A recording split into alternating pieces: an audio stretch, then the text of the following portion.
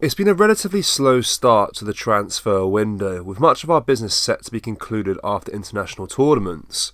However, we have caught wind of the Hoops start and initial talks for a midfielder. We will discuss this in today's video whilst going over all the latest Celtic news from the last 24 hours. There is so much to cover in today's video. And hello everybody, welcome back to the channel. Before we do get into today's video, as always, make sure you do drop a like on this video and subscribe to the channel for more Celtic content. After a lengthy summer pre-season is finally upon us, the Celtic players returned to Lennox Town yesterday and are beginning preparations ahead of the new season.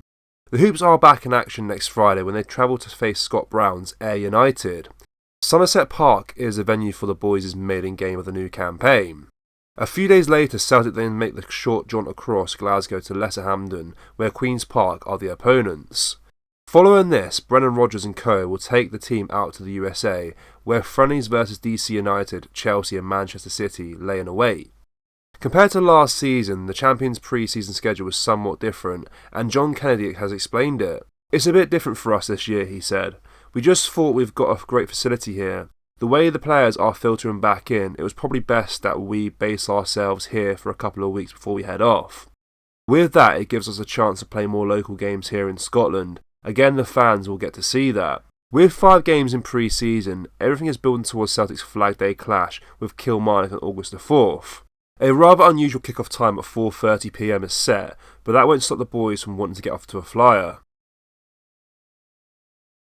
Celtic are tracking an exciting young Swedish midfielder Pontus Darbo, according to a report from reputable sources in Sweden, with a report of initial contact having been made by the Hoops. The 18-year-old has been a regular with the Alvesikan side Häcken over the past year and a half, registering 45 first-team appearances despite his tender age. One of the top talents in Sweden, Darbo is valued at £3.4 million, having recently signed a new contract with Häcken until 2025. He is ranked as the second best young prospect in the country and has bags of potential. The Hoops are said to have scouts watching him. Able to operate in several midfield positions, while Brendan Rodgers is after a tad more experience this summer, Darbo's ability is coherent. He is said to be happy at Häcken though, and for someone who is not long out of school, £3.4 million is a sizable fee. Whether this move materialises remains to be seen, but Celtic fans are becoming quietly frustrated at the lack of transfer activity from the club this summer. Despite the Celtic players beginning to report back to Lennox Town for pre-season yesterday, there has been little movement from the club in the summer transfer window so far. Fans are quietly becoming frustrated at the lack of activity from the champions, but there remains a way to go yet before concerns become significant. Over the next few weeks, there are some key areas of Brendan Rodgers' squad which need strengthening. Indeed, former Hoops striker turned pundit Chris Sutton has outlined some priorities for his old club this summer. Brendan Rodgers has to go for a goalkeeper, he said. Joe Hart was brilliant for 3 seasons at Celtic and will be a big miss and big gloves to fill. That centre-forward position, Adam Idle, arrived in January and not everybody was sure about him. He performed really well. I would be surprised if Celtic are not trying to get a deal over the line with Norwich City. They certainly need strengthening that centre-forward position. The other thing is hanging on to Matt O'Reilly. If Celtic want to do well domestically and have a go in Europe, they have to keep the best players, and Matt O'Reilly was Celtic's best player last season. It would be a prosperous window if Celtic were able to meet all of Sutton's priorities.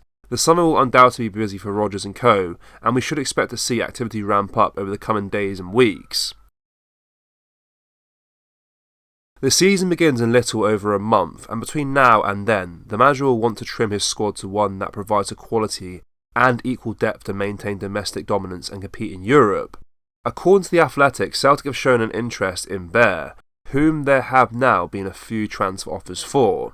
Motherwell gaffer Stuart Kettlewell recently spoke about his star man. "There's been plenty of concrete interest in Theo," he said. "There's been a couple of concrete bids from clubs in 2 of Europe's top 5 leagues. I won't name the clubs or the countries, but they have not been inside of Scotland. We've loved working with him, we'd love that to continue, but sometimes that situation is out with your control if somebody offers big money." Whether Celtic perhaps sees Bear as an alternative to Adam Idle remains to be seen. His acquisition wouldn't fill fans with drastic encouragement. Over the last year though, he has proven in Scotland, but would be inevitably split opinion if he's signed by the champions. Former Celtic utility man Charlie Mulgrew made an encouraging observation about Brendan Rodgers when he visited Lennox Town last season. The 38-year-old was widely linked with the Hoops under-18 role and was interviewed for the job, but in the end was unsuccessful. Instead, he took his first steps into management with Hamilton Accies under-18s. Back as he was preparing to step into coaching, Mulgrew got to pick the brains of Rodgers. He was allowed to observe a training session and speak in depth to Parkhead boss. A positive and hugely useful experience for Mulgrew. While speaking to the Irishman, he noticed something that should encourage Celtic supporters. A lot of managers say they are here for the long term, but really they've got an eye on the potentially going down south, he said. I can't speak for him, but Brendan, in my opinion, looks to me as he wants to be here for the long term. He's been down south and now he's back. It seems to me he really is settled here and wants to be here for the long term and to really make the club better right through from the youths to the challenge in Europe and be successful. While he returned to Celtic last summer, Rodgers more or less confirmed he would be at the club to see out his 3-year contract unless he is sacked. The gaffer has a long-term vision for the club, and in his first season back at the helm, gave himself something to build upon. A domestic double provides room for progress in the 2024-25 season, as Rodgers aims to maintain domestic dominance and finally challenge in Europe with his side. Despite some Celtic players reporting back to Lennox Town yesterday for pre-season, a few remain away on international duty with their nations. Indeed, over in the States, Alistair Johnston and Cameron Carter-Vickers are turning up for Canada and the USA respectively in the Copa America.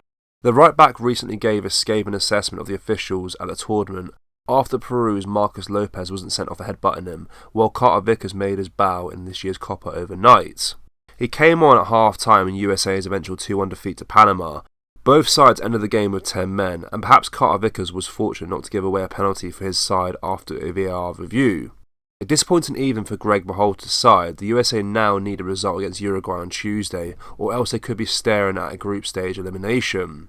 The national team is under pressure after a recent loss, and Berhalter has to get it right, or else Carter-Vickers will be back at Celtic somewhat sooner than expected. Celtic fans, what do you make of what we discussed in this video? In particular, the transfer speculation of the 18-year-old Swedish midfielder. Let us know your thoughts down in the comment section below.